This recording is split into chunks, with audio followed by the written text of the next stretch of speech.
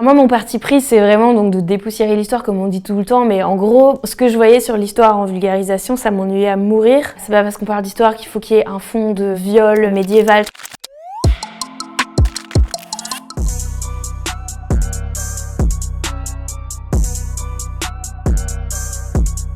Salut Melty, c'est Manon Bril, donc je suis la créatrice de la chaîne YouTube C'est une autre histoire, une chaîne de vulgarisation de l'histoire, et je fais des contenus pour Instagram, TikTok. Sur la chaîne YouTube, il y a de la vulgarisation d'histoire, ça peut être un peu archéo aussi, un peu sociaux éventuellement. Il y a deux formats principaux sur ma chaîne YouTube, donc C'est une autre histoire. Une fois par mois, il y a un épisode en animation, un petit dessin animé de 3 minutes qui n'est pas pour les enfants pour autant, c'est souvent un peu trash et tout. Et le deuxième format, c'est un facecam plus classique où je m'adresse à la caméra tout simplement, c'est des formats un peu plus poussés qui peuvent durer 15-20 minutes, des fois 45, parce que c'est moi qui décide. Et sur TikTok ou Insta, c'est les mêmes, les réels, c'est des vidéos de 1 minute d'une anecdote historique que je mets aussi sur YouTube en short maintenant d'ailleurs.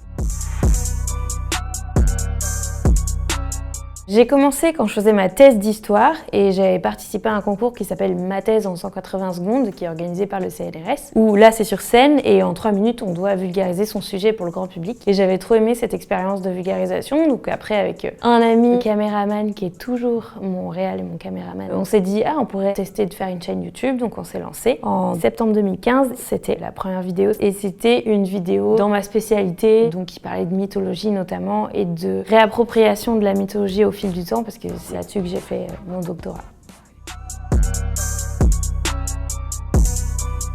Alors ça dépend si c'est mon sujet ou non. Si c'est antiquité, mythologie, etc., bon ça j'ai les compétences pour le faire. Si c'est autre chose, avant je lisais beaucoup de trucs pour compenser le fait que j'étais pas spécialiste du sujet. Mais maintenant je travaille avec un recherchiste qui est agrégé d'histoire et que je rémunère pour qu'il me fasse la doc. Ou alors je demande à plein de relations à l'université, des historiens, historiennes. Je sais qu'il y a telle personne qui a publié ce truc, que c'est pile dans ses cordes, etc. Donc pareil, contre rémunération, je leur demande de me faire des recherches. Donc en gros j'ai un généraliste pour quand éventuellement j'ai pas les contacts ou quoi, et sinon je m'adresse des fois aux spécialistes directement quand je les ai sous le coude. Ensuite, moi je recondense les infos pour en faire un script avec ma patte dedans. Ensuite on tourne, donc avec mon ami caméraman et réalisateur, et ensuite maintenant j'ai un monteur aussi, mais ça fait pas très longtemps également, avant je montais tout moi-même. Moi, mon parti pris, c'est vraiment donc de dépoussiérer l'histoire, comme on dit tout le temps, mais en gros, ce que je voyais sur l'histoire en vulgarisation, ça m'ennuyait à mourir. C'est pas parce qu'on parle d'histoire qu'il faut qu'il y ait un fond de viol médiéval, truc muche, et qu'il faut un ton posé, monotone. Mais bon, le sujet, ça n'a rien à voir avec la forme, enfin, c'est deux choses distinctes. Mais du coup, moi, je parle comme je parle à mes amis, ou de manière assez décontractée, avec un langage familier aussi.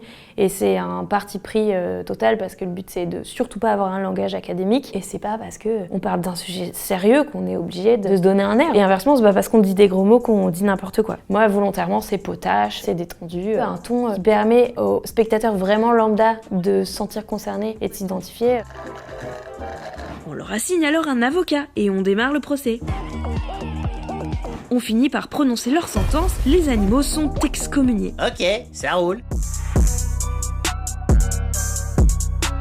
Il faut se lancer. Le premier truc que j'entends souvent, c'est « Ah, j'ose pas, Anani, je veux que ça soit parfait, etc. » Il faut accepter de poster des trucs. Je pense qu'il faut pas se dire « Je vais faire un truc qui marche ». Ça, c'est des mauvais critères de création, à mon avis. Il faut faire un truc qui vous ressemble et qui vous plaise vraiment, parce que vous allez y passer des heures. Et il faut faire éventuellement quelque chose qu'on n'a pas vu 1000 fois. C'est ça qui permet un peu de sortir du lot maintenant. Mais c'est difficile parce que tout a été fait. Franchement, YouTube, maintenant, c'est un peu dur d'émerger, même si tous les ans, il y a des chaînes qui pop. Mais il y a de la place plutôt sur TikTok ou sur Insta par exemple, mais ça va très vite se saturer aussi, donc n'attendez pas, lancez-vous, quitte à faire j'ai essayé, ça m'a pas plu, ça a pas marché, mais tant qu'on n'a pas passé le cap, on ne peut pas savoir.